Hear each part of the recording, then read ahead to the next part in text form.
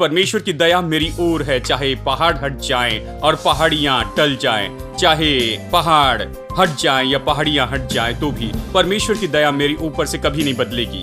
मेरे जीवन में कुछ नहीं है, कभी नहीं, कोई परिस्थिति मुझ पर से परमेश्वर की दया को नहीं बदल सकती है। वो हमेशा मुझ पर दयावंत है।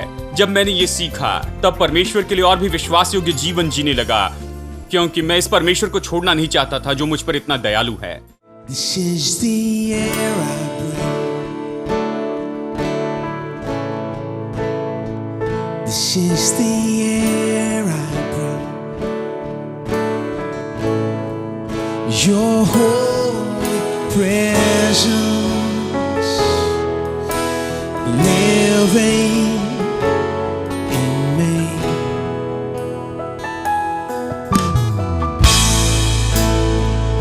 This is my daily bread. This is my daily bread. Your very word spoken to me,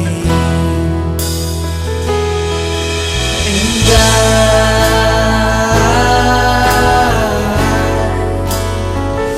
I'm desperate for you.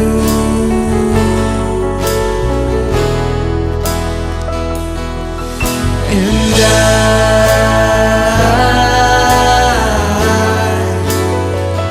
I'm lost without you.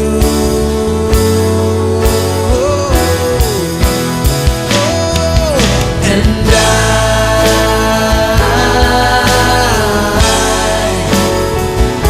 I'm desperate for you, Jesus. And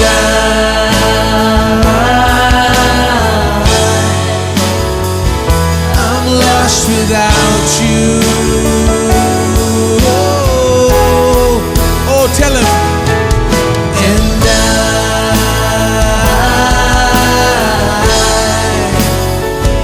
I'm desperate for you. Oh, we long for you, oh God. And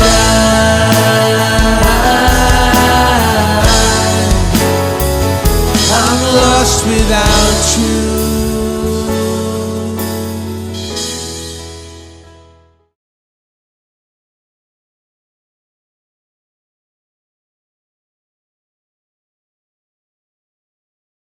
एक और पसंदीदा वचन है, मैंने बहुत से रविवार में इस पर संदेश सुना, इस वचन से, क्योंकि विश्वासियों ने सोचा वास्तव में इसकी आवश्यकता है। जानते हैं, ये वचन 9 है।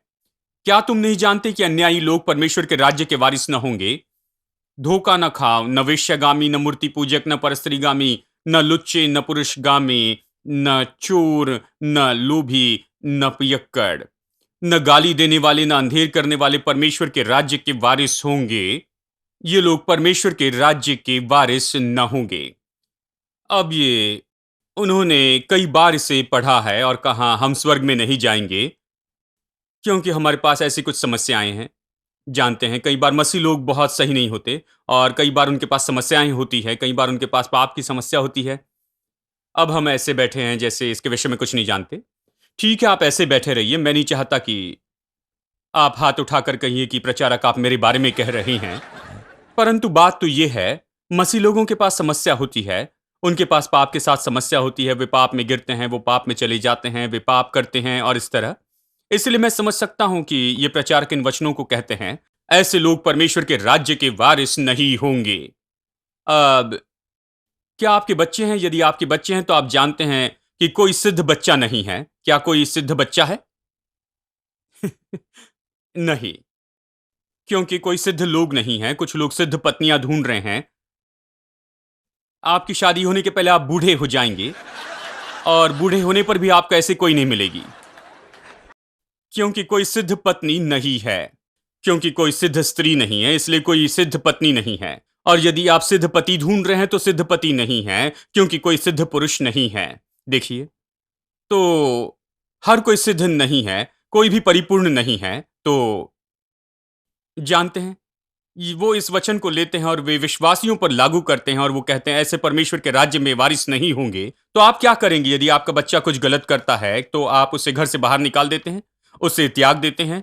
ये बहुत बड़े मामले में होता है, चर्च में भी कई बार आप बहिष्कृत किए जाते हैं, लोग बाहर निकाले जाते हैं उनके बहुत ही बुरे व्यवहार के कारण। उनको डांटने के बाद में उनको निकाला जाता है, उनको बुलाकर बताया जाता है कि उन्हें सही करने की कोशिश करने के बाद, और वो सुनते नहीं। तो ऐसी बड़ी केसेस में, भयानक मामलों में, जहां ये बहुत खराब उदाहरण होता है लोगों के सामने में, केवल ऐसे ही मामलों में बहुत ही दुर्लभ तौर पर हमें ऐसा करने को बताया गया, दाएं बाएं और हर एक के साथ में नहीं। यदि हम ऐसा करने लगे तो हर एक में कुछ न कुछ सिद्धता नहीं है, कोई भी यहां नहीं रहेगा। जानते हैं, सबको निकाला जाएगा, और प्रचारक को भी। ये बिना पक्षपात का कहना होगा। कुछ लोग कह रहे हैं कोई भी इस प्रकार की बातें नहीं कहता। मैं आपको सच्चाई बता रहा हूं, सही है। क्योंकि मैं वहां पर बैठता था जहां पर आप बैठे हैं, और मैं सोचता, जब वे कहते आप कैसे स्वर्ग में जाएंगे, मैं सोचता आप कैसे स्वर्ग में जाएंगे ब्रदर। जब तक कि आप उनके जैसे लंबी दाढ़ी न रखें, आप कुछ नहीं कर पाएंगे, जानते हैं।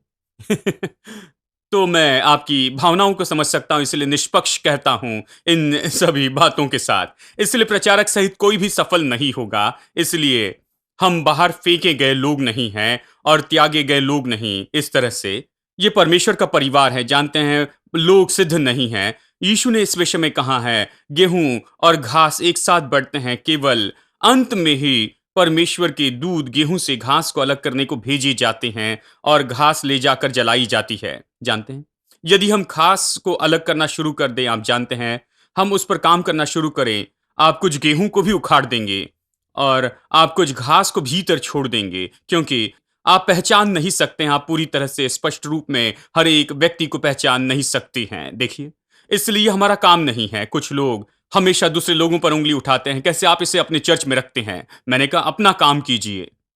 जानते हैं, आप क्यों चिंता करते हैं कि वो उन्हें अपने चर्च में क्यों आने दे रहे हैं? उस बहन को क्यों चर्च में आने देते हैं? आप ये कैसे कर सकते हैं? मैंने कहा आप सब भूल जाइए, मैं इसके विषय में नहीं कहूंगा कि कौन गेहूं है और कौन घास है। मैं इन सब के बारे में नहीं हूं कि, जानते हैं, केवल चरम सीमा के मामले में हम ऐसा करते हैं, परंतु हमेशा नहीं। यहां तक कि हमारे घर में कई बार ऐसा होता है कि बच्चे बड़ी गलती करते हैं, परंतु हमेशा जब बच्चे गलतियां करते हैं तो हम उन्हें सुधारते हैं, उन्हें घर में रखते हैं, हम उन्हें सिखाते हैं और हम उन्हें शिक्षा में आगे बढ़ाते जाते हैं और उन्हें सही रास्ता दिखाते हैं।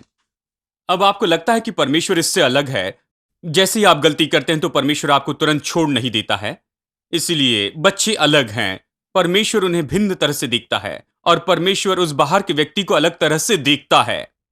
अब किस विषय में बात कर रहे हैं? यदि आप एक और लाइन पढ़ते हैं तो सब कुछ स्पष्ट होगा। हाँ, यहां कहता है कि लोग परमेश्वर के राज्य के वारिस नहीं होंगे, ये कहता है। और फिर अगला वचन देखिए, और तुम में से कितने लोग ऐसे ही थे। आहा, तुम में से कितने लोग ऐसे ही थे। वो उनके वर्तमान की दशा के विषय में नहीं कह रहा है, उनके वर्तमान की दशा के विषय में नहीं, वो बात कर रहा है कि वो पहले कैसे थे, अब क्या हुआ। परंतु तुम धोए गए हो, परंतु तुम पवित्र हुए हो, परंतु तुम धर्मी ठहरे या धर्मी बनाए गए हो प्रभु यीशु मसीह के नाम में और परमेश्वर के आत्मा के द्वारा। हेलो, सुंदर ढंग से ये कहता है, तुम धोए गए हो, पवित्र हुए हो, धर्मी ठहराए गए हो। धर्मी ठहराना मतलब धर्मी बनाना, यीशु मसीह के नाम के द्वारा, पवित्र आत्मा के द्वारा और परमेश्वर के आत्मा के द्वारा। यानी धर्मी ठहरे, धोए गए हैं, पवित्र हैं प्रभु यीशु मसीह के नाम के द्वारा और परमेश्वर की आत्मा द्वारा। आज हम वैसे ही हैं। वो कभी वचन 11 नहीं पढ़ते हैं, हमेशा वचन 9 और 10 में रुक जाते हैं। ऐसे लोग देखिए कभी अगला वचन नहीं पढ़ते हैं, बस ये कहते हैं कि तुम में से कितने लोग ऐसे थे। इसका मतलब ये हमारे पहले की दशा के बारे में कहता है, अभी के विश्वासियों के बारे में नहीं। ये ऐसा नहीं कह रहा कि विश्वासी परमेश्वर के राज्य के वारिस नहीं होंगे। परमेश्वर विश्वासियों पर काम कर रहा है। इफिसियों अध्याय 5 कहता है कि वो हम में सभी झुर्रियों को निकाल रहा है। हेलो, हमें एक रूप और आकार दे रहा है और हमें ऐसे लोग बना रहा है जैसे हमें बनना जरूरी है। परमेश्वर काम कर रहा है। कितने लोग ये विश्वास करते हैं?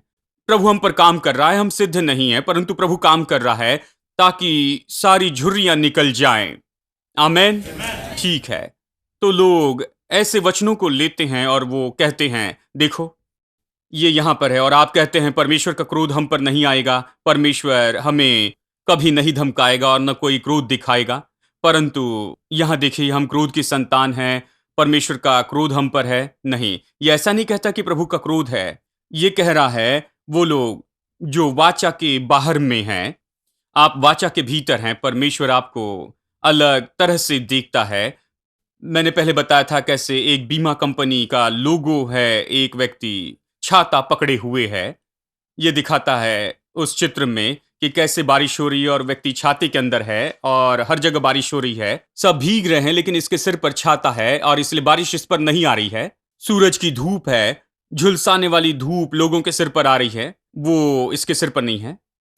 वो ये कह रहे हैं कि हम आपको बीमा देते हैं, बीमा आपको इन सारी विपत्तियों से छिपा कर रखता है। जब वर्षा होती है, जब सूरज की तेज धूप होती है, जब आप पर ये प्रभाव डालती है, तो आपका इस पर प्रभाव नहीं होगा, क्योंकि आप इस छाते के तले हैं जिसे बीमा कहते हैं।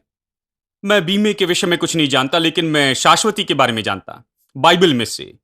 परमेश्वर की शाश्वती किसी भी बीमा से बेहतर है। मैं ये नहीं कह रहा कि बीमा मत लो। परंतु आपको परमेश्वर की शाश्वती के विषय में बहुत स्पष्ट होना चाहिए। बहुत से लोगों के पास बीमे हैं, परंतु शाश्वती नहीं। परमेश्वर कहता है कि मैं तुम पर क्रोध न करूंगा, मैं तुमको नहीं धमकाऊंगा। ये परमेश्वर की प्रतिज्ञा है। तो आओ यशायाह 54 में चलते हैं। चलिए यशायाह 54 में चले, यहां पर विस्तार से देखें। वचन 9।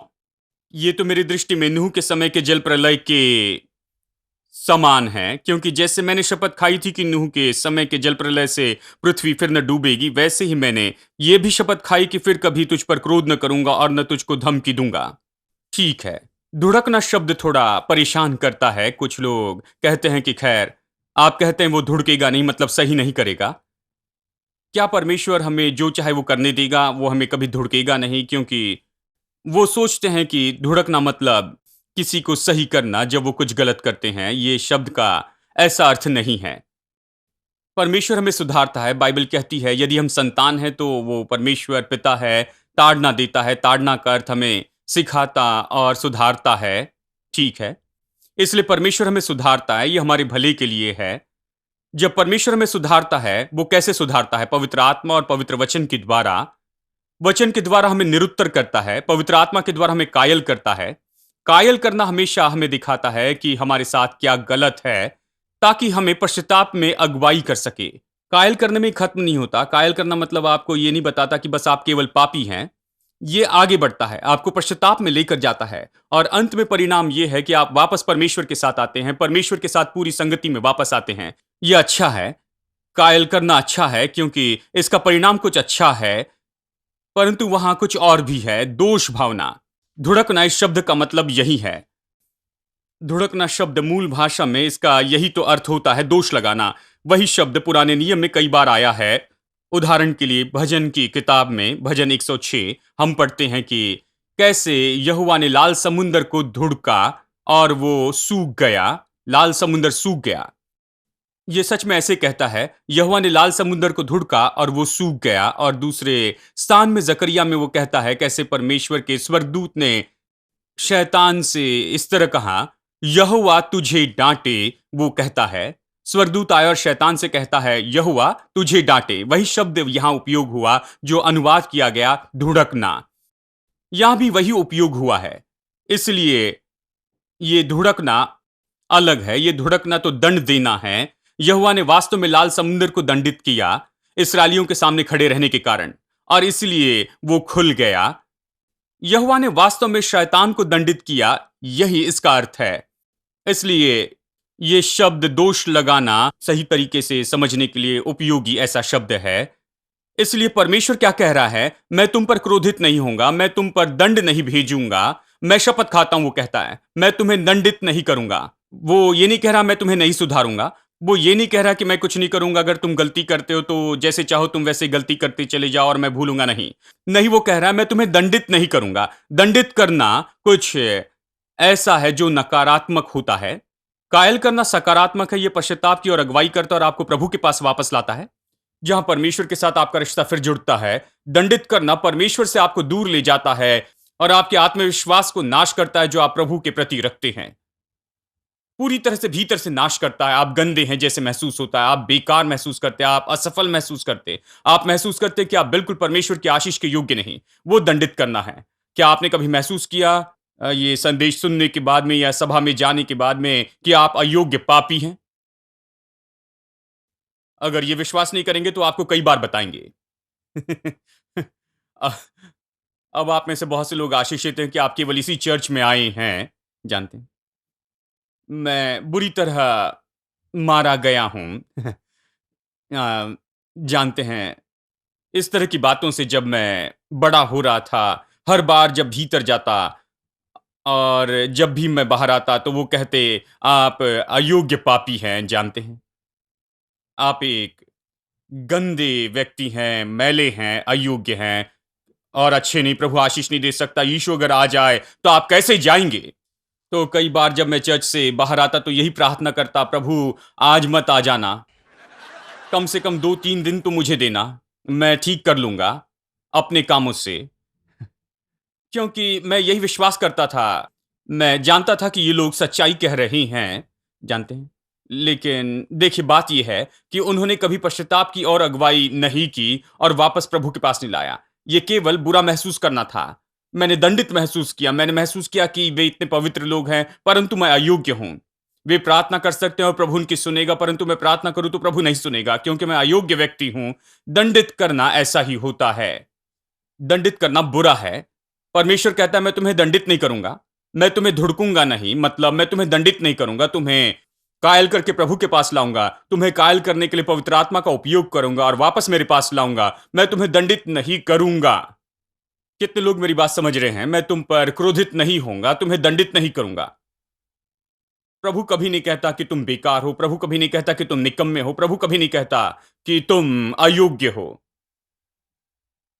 नहीं, परमेश्वर केवल पापों के लिए कायल करता है कि आप परमेश्वर के पास वापस आए और पश्चाताप करें और सही हो जाए। ठीक है, तो अब इसे आप समझ गए हैं कि वो आप पर क्रोधित नहीं होगा और वो आपको दंडित नहीं करेगा। ठीक है, फिर वचन 10 में, आइए वचन 10 में चले।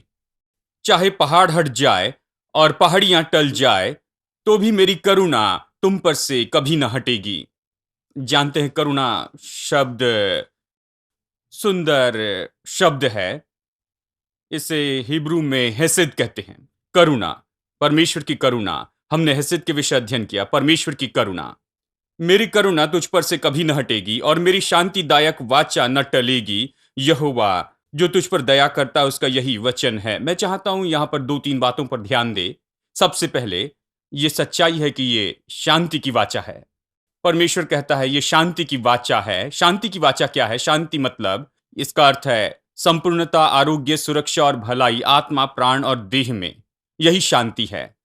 इसलिए परमेश्वर नई वाचा को कहता है शांति की वाचा, क्योंकि ये वाचा इस विषय में है कि कैसे हम संपूर्ण हो सकते हैं हमारे आत्मा, प्राण और शरीर में, कैसे हम आरोग्य पा सकते हैं, कैसे हम परिपूर्ण हो सकते हैं और कैसे हम सुरक्षित रह सकते हैं और पूरी तरह पर्याप्त रह सकते हैं और पूरी तरह से। इसलिए ये वाचा इस विषय में है कि कोई कमी नहीं, कोई घटी नहीं, ऐसा जीवन सब कुछ भरपूरी में वहां पर होता है। परमेश्वर हमें आशीष देना चाहता है। ये शांति की वाचा है। ये वाचा है जो हमें प्रदान करती है वो सब कुछ जो हमें आवश्यक है, ताकि हमें कोई घटी ना हो, कोई कमी ना हो और कुछ टूटा ना हो और किसी चीज की कमी ना हो उस जीवन में। इसलिए परमेश्वर कहता है ये शांति की वाचा है। परमेश्वर ने हमें शांति की वाचा दी है। केवल ये वाचा नहीं, ये वाचा प्रबंध करने के लिए, हमारी सुरक्षा के लिए है। ये वो वाचा है जो हमारे जीवन को परिपूर्ण बनाती। ठीक है, फिर वो कहता है वचन 10, चाहे पहाड़ हट जाए और पहाड़ियां टल जाए तो भी मेरी करुणा तुझ पर से कभी न हटेगी और मेरी शांतिदायक वाचा न टलेगी। यहोवा जो तुझ पर दया करता है उसका यही वचन है। चलिए यहां पर दया शब्द और करुणा को देखें। ये करुणा शब्द, दया, ये असाधारण शब्द है। यदि आप हिब्रू भाषा में देखें तो इस शब्द को वो कहते हैं, ये ये इस तरह से कह सकते हैं जैसे कि कोई बच्चा चिंतित है और भयभीत है और अकेला है। आप उस बच्चे को उठाते और गले लगाते हैं, बच्चे को थपथपाते, उससे थोड़ा उसे बहुत अच्छा महसूस होता है और वो फिर से भयभीत नहीं होता, इसलिए वो सुरक्षा महसूस करता, सब कुछ ठीक है कि पिताजी आए हैं, पिताजी ने नियंत्रण लिया है। दया ऐसा शब्द है वे कहते हैं। दया वहाँ जहाँ परमेश्वर हमारे विषय में ऐसी देखभाल दिखाता है, वहाँ ये ऐसा कहना नहीं कि परमेश्वर हमारी ओर देखकर कहता है, "ओह बेचारे!" इस तरह से नहीं है। ये परमेश्वर इस विषय में कुछ कर रहा है, ताकि हमारी आशा और हमारा आराम हम फिर से पाएँ, ताकि हम बेहतर महसूस करने लगे और इसलिए ये शांति की वाचा है और परमेश्वर दया का परमेश्वर है। परमेश्वर ने मुझ पर दया की है, इसका मतलब प्रभु ने मुझे गले लगाया, मुझे तसल्ली दी, मुझे सांत्वना दी, मुझे सामर्थ दी है कि आप उसकी उपस्थिति को महसूस करें और जान लें कि वो आपके साथ में है और आप भयभीत ना हो, बिल्कुल डरे नहीं। जिस तरह वो इस तरह बताता है, ये असाधारण है। वो कहता है, चाहे पहाड़ हट जाएँ, जानते हैं पहाड़ आसानी से नहीं हटते हैं और पहाड़ियाँ टल जाएँ, चाहे पहाड़ हट जाएं और पहाड़ियां टल जाए, तो भी मेरी करुणा तुझ पर से कभी ना हटेगी। करुणा हैसियत है, जैसे मैंने कहा। ये क्या कह रहा है? मैं तुम पर करुणा दिखाऊंगा और वो करुणा कभी नहीं बदलने वाली है। कोई बात नहीं क्या हो रहा है, मेरी करुणा तुम्हारे ऊपर से कभी नहीं बदलेगी। न तो तुम्हारे पाप, न तुम्हारी कमियां, न तुम्हारी समस्या मेरे व्यवहार को तुम्हारे लिए बदल पाएंगी। मैं तुम्हारे लिए डट कर खड़े रहूंगा करुणा में। मैं हमेशा तुम पर करुणा दिखाते रहूंगा। मैं तुम पर दयावंत बने रहूंगा, ताकि तुम निश्चित हो सको कि चाहे पहाड़ टल जाएं और पहाड़ियां भी टल जाएं, पहाड़ियां हट जाएं, तो भी मेरी करुणा तुम पर से कभी नहीं हटेगी। इस बारे में जरा कल्पना कीजिए। मैं आपको बताऊं दोस्तों, परमेश्वर हमारी ओर दयावंत है। परमेश्वर हमारी ओर दया से देखता है। आपको कभी भी परमेश्वर की दया पर संदेह करने की जरूरत नहीं। कभी भी परमेश्वर की दया पर संदेह मत कीजिए। सही तरह से सोचना शुरू कीजिए, क्योंकि जैसे मैंने शुरू में कहा, यदि आप गलत तरह से सोचते हैं, आपकी प्रसन्नता चली जाएगी, आपकी शांति चली जाएगी। सही तरह से सोचना शुरू करें, परमेश्वर आपकी ओर दया से देखता है। हाँ, मैं जानता हूं कि कई बार आप इतने सिद्ध नहीं हैं इस तरह से, परंतु परमेश्वर आप पर दया से देखता है। मैं जानता हूं पुराने प्रचारक जो सोचते थे कि पूरी यानी उनका पूरा प्रचार केवल लोगों को धुड़कना था। यदि आप डांटते नहीं तो वो प्रचार नहीं है। तो वहां पर जिस पल हम बैठ जाते थे, सभा के शुरू से अंत तक वो बस डांटते रहते थे। तुम अच्छे नहीं हो, तुम पापी हो, इस तरह की बातें। तो लोग वहां पर बैठते थे, इसलिए लोग इस तरह से बैठते थे। जानते हैं, कोई मुस्कान नहीं। कुछ लोग मुझे लिखते हैं, मैंने आपको टीवी पर देखा, आपके लोग मुस्कुराते हैं। वो चकित हुए कि हमारे यहां लोग मुस्कुराते हैं, मुस्कान हमारे चेहरे पर है। बहुत सी जगह पर वे बहुत कठोर होते हैं, बहुत गंभीर, बहुत संगीन। इसलिए नहीं, ये इसलिए इतने गंभीर नहीं कि परमेश्वर की उपस्थिति है इसलिए वैसे बैठे हैं। वे बहुत गंभीर है क्योंकि उन पर गंभीर दोष लगाए जा रहे हैं। उन्हें बताया जा रहा है कि वो पापी हैं, वो अच्छे नहीं। वो बस वहां पर कठोर बनकर बैठे हैं, वहां पर आनंद मनाने के लिए कुछ नहीं, कुछ भी नहीं कि ताली बजाएं। वहां कुछ भी आनंदित होने की बात नहीं, वो केवल बैठे हैं, पूरी तरह से बादल के नीचे बैठे हैं, निराशा के घने बादल उन पर छाए हैं। हाँ, देखिए, ये आश्चर्यजनक है कैसे लोग ये विश्वास करते हैं कि वे लगातार उन्हें डांटते रहते हैं और इस तरह वो बदल जाएंगे। अब मुझ पर बहुत सी डांट पड़ी लेकिन मैं अच्छा नहीं बना।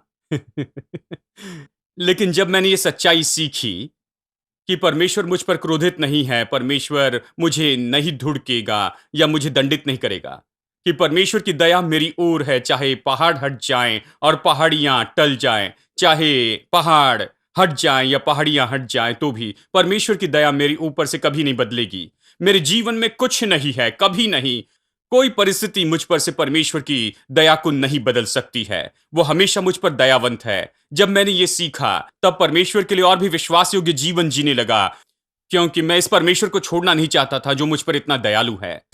मैं इस परमेश्वर के विरुद्ध काम करना नहीं चाहता था। मैं मेरा जीवन वैसे नहीं जीना चाहता था जैसे मुझे अच्छा लगता। मैं पाप नहीं करना चाहता था। मैं जाकर कुछ अलग नहीं करना चाहता था, क्योंकि यदि वो मुझसे इतना प्रेम करता है, तो उस प्रेम में मैं मेरा आराम और मेरी शक्ति पाता हूं। हर कोई प्रेम का अभिलाषी है। हर एक स्वीकार किया जाना चाहता है। जब आप प्रेम का प्रचार करते हैं और यीशु मसीह को स्वीकार करने के बारे में कहते हैं, लोग उत्तर देने लगते हैं।